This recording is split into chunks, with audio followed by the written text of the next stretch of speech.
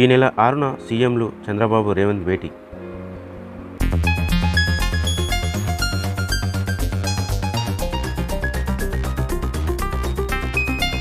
ఏపీకి మరో 4 రోజులు వర్ష సూచన.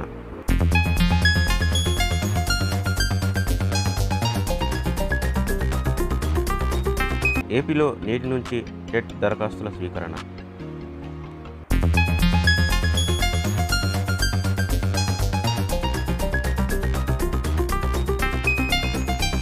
మూడో రోజు పోలవరం విదేశీ నిపుణుల బృందం పర్యటన.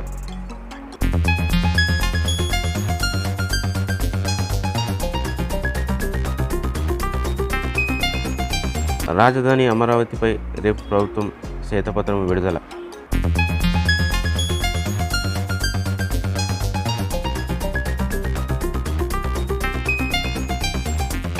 నీట్ పేపర్ లీక్కు నిరసనగా 4వ విద్యాసంస్థల బంద్.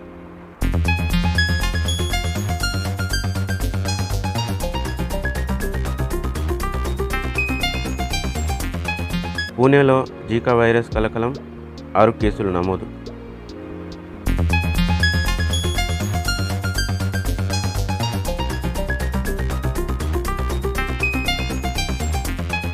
యాభై 55 మంది పాలస్తీనా బందీలను విడుదల చేసిన ఇజ్రాయెల్.